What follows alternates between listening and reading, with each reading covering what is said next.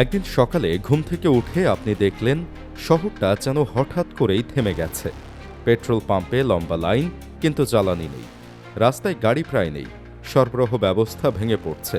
আর রাত নামতেই শহর ডুবে যায় অন্ধকারে।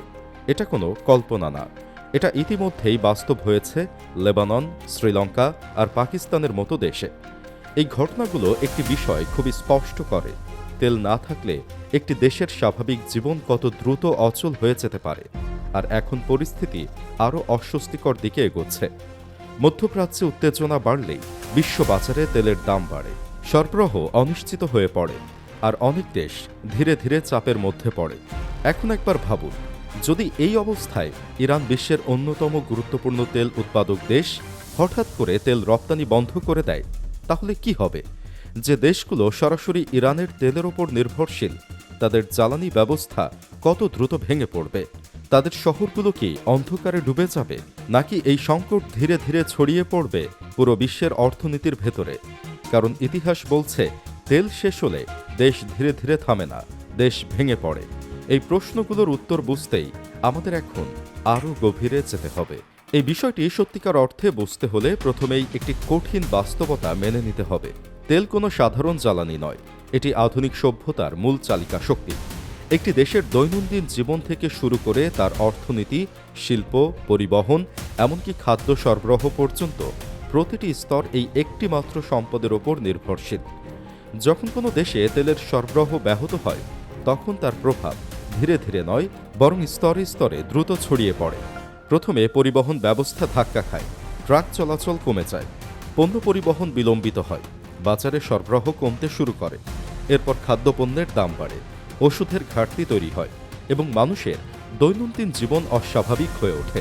কিছুদিনের মধ্যেই বিদ্যুৎ উৎপাদনে সমস্যা দেখা দেয়, বিশেষ করে যেসব দেশ তেল নির্ভর বিদ্যুৎ ব্যবস্থার উপর নির্ভরশীল। এই অবস্থায় লোডশেডিং বাড়ে, শিল্প কারখানা বন্ধ হতে শুরু করে, এবং অর্থনীতি কার্যত স্থবির হয়ে পড়ে। একসময় এই সংকট শুধু অর্থনৈতিক থাকে না, এটি সামাজিক অস্থিরতায় রূপ নিতে শুরু করে। তখন মানুষ রাস্তায় নামে, পেট্রোল পাম্পে ঝগড়া শুরু হয়, খাবারের জন্য লাইনে দাঁড়ানো মানুষ ধীরে ধীরে ক্ষুব্ধ হয়ে ওঠে। আর খুব দ্রুত সংকট শুধু জ্বালানির থাকে না, সেটা হয়ে যায় মানুষের বেঁচে থাকার লড়াই। এই ধরনের পরিস্থিতি কোনো তাত্ত্বিক ধারণা নয়, বরং বাস্তবে বহুবার ঘটেছে। শ্রীলঙ্কায় জ্বালানির সংকট এমন পর্যায়ে পৌঁছেছিল যে মানুষকে দিনের পর দিন পেট্রোল পাম্পে লাইনে দাঁড়িয়ে থাকতে হয়েছে, এবং এক পর্যায়ে সরকারকে জ্বালানি বিক্রি সীমিত করতে বাধ্য হতে হয়েছে। পরিবহন ব্যবস্থা ভেঙে পড়েছিল, স্কুল কলেজ বন্ধ হয়ে গিয়েছিল, এবং অর্থনৈতিক কার্যক্রম কার্যত থেমে গিয়েছিল। লেবাননে বিদ্যুৎ সংকট এতটাই তীব্র হয়ে উঠেছিল যে জাতীয় বিদ্যুৎ ব্যবস্থা কার্যত অচল হয়ে পড়ে, এবং মানুষকে ব্যক্তিগত জেনারেটরের ওপর নির্ভর করতে হয়েছিল। পাকিস্তানে বিদ্যুৎ ঘাটতি এবং জ্বালানি সংকটের কারণে বড় শহরগুলো দীর্ঘ সময় অন্ধকারে ডুবেছিল, শিল্প উৎপাদন কমে গিয়েছিল, এবং ব্যবসা বাণিজ্যে বড় ধরনের ধাক্কা লেগেছিল। এই উদাহরণগুলো একটি বিষয় পরিষ্কার করে, জ্বালানি সংকট একটি দেশের কাঠামোকে ভেতর থেকে ধীরে ধীরে ভেঙে দিতে পারে। এখন যদি আমরা ইরানের দিকে তাকাই, তাহলে বিষয়টি আরও জটিল হয়ে ওঠে। ইরান বিশ্বের অন্যতম বড় তেল মজুতকারী দেশ, এবং দীর্ঘদিন ধরে আন্তর্জাতিক নিষেধাজ্ঞার মধ্যেও তারা কিছু নির্দিষ্ট দেশের সাথে তেল বাণিজ্য চালিয়ে যাচ্ছে। চীন এই তেলের সবচেয়ে বড় ক্রেতাদের মধ্যে একটি, যেখানে বিভিন্ন অপ্রচলিত পদ্ধতিতে এই সরবরাহ বজায় থাকে। সিরিয়া, যা দীর্ঘদিন ধরে সংঘাতে বিধ্বস্ত, তাদের জ্বালানি ব্যবস্থার একটি বড় অংশ সরাসরি ইরানের ওপর নির্ভরশীল। ভেনিজুয়েলা, যাদের নিজস্ব তেল সম্পদ থাকা সত্ত্বেও পরিশোধন ও প্রযুক্তিগত সীমাবদ্ধতার কারণে ইরানের সাথে জ্বালানি সহযোগিতা করে থাকে। এছাড়া আঞ্চলিক পর্যায়ে কিছু দেশ এবং নেটওয়ার্কও ইরানের তেলের উপর নির্ভরশীল, যেগুলো সরাসরি দৃশ্যমান না হলেও বাস্তবে কার্যকর ভূমিকা রাখে। অর্থাৎ ইরানের তেল শুধু একটি বাণিজ্যিক পণ্য নয়, এটি অনেক দেশের জন্য একটি কৌশলগত সহায়তা। এখন যদি এই সরবরাহ হঠাৎ করে বন্ধ হয়ে যায়, তাহলে পরিস্থিতি কতটা ভয়ঙ্কর হতে পারে সেটা বুঝতে হলে আমাদের একটু গভীরে যেতে হবে। সিরিয়ার মতো একটি দেশ, যেখানে বিদ্যুৎ ও জ্বালানি অবকাঠামো আগে থেকেই দুর্বল, সেখানে ইরানের তেল বন্ধ হয়ে যাওয়া মানে কার্যত সম্পূর্ণ অচল হয়ে যাওয়া। বিদ্যুৎ উৎপাদন হঠাৎ কমে যাবে, শহরগুলো দীর্ঘ সময় অন্ধকারে ডুবে থাকবে, এবং সামান্য জ্বালানির জন্য তীব্র প্রতিযোগিতা শুরু হবে। আর তখন তেল শুধু জ্বালানি থাকবে না, এটা হয়ে যাবে ক্ষমতা। যার কাছে তেল থাকবে সে বাঁচবে, আর যার কাছে থাকবে না সে শুধু অপেক্ষা করবে কখন সবকিছু থেমে যাবে। এই ধরনের পরিস্থিতিতে শুধু অর্থনীতি না, বরং মানুষের নিরাপত্তাও ঝুঁকির মধ্যে পড়ে। কারণ জ্বালানির ঘাটতি সামাজিক অস্থিরতা এবং সহিংসতা বাড়িয়ে দিতে পারে। চীনের ক্ষেত্রে বিষয়টি আরও সূক্ষ্ম, কিন্তু একই সাথে ভয়ঙ্কর। চীন সরাসরি অন্ধকারে না গেলেও তাদের বিশাল শিল্প কাঠামোতে সামান্য জ্বালানি ঘাটতিও বড় প্রভাব ফেলতে পারে। উৎপাদন কমে গেলে বৈশ্বিক সরবরাহ শৃঙ্খল ভেঙে পড়তে শুরু করবে, কারণ বিশ্বের একটি বড় অংশ চীনের উৎপাদনের ওপর নির্ভরশীল। এর ফলে শুধু একটি দেশের সমস্যা থাকবে না, বরং এটি বৈশ্বিক অর্থনৈতিক অস্থিরতায় রূপ নিতে পারে। ভেনেজুয়েলার মতো দেশগুলোর জন্য এই পরিস্থিতি আরও কঠিন হবে, কারণ তাদের নিজস্ব সমস্যার কারণে তারা ইতিমধ্যেই দুর্বল অবস্থায় রয়েছে। ইরানের সাথে জ্বালানি বিনিময় বন্ধ হয়ে গেলে তাদের অভ্যন্তরীণ সংকট আরও গভীর হবে এবং সাধারণ মানুষের জীবনযাত্রা আরও কঠিন হয়ে উঠবে।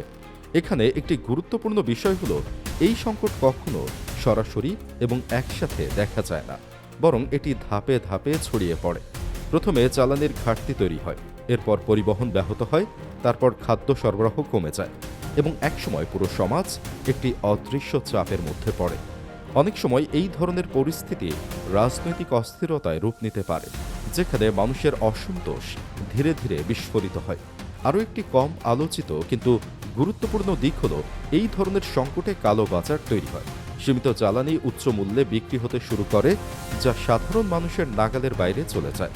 ফলে একটি দেশের ভেতরে বৈষম্য বাড়ে, যেখানে কিছু মানুষ টিকে থাকতে পারে আর অনেকেই মৌলিক চাহিদা পূরণ করতে ব্যর্থ হয়। সবশেষে যখন আমরা পুরো চিত্রটি একসাথে দেখি, তখন বিষয়টি আরেকটি দেশের সংকট হিসেবে থাকে না।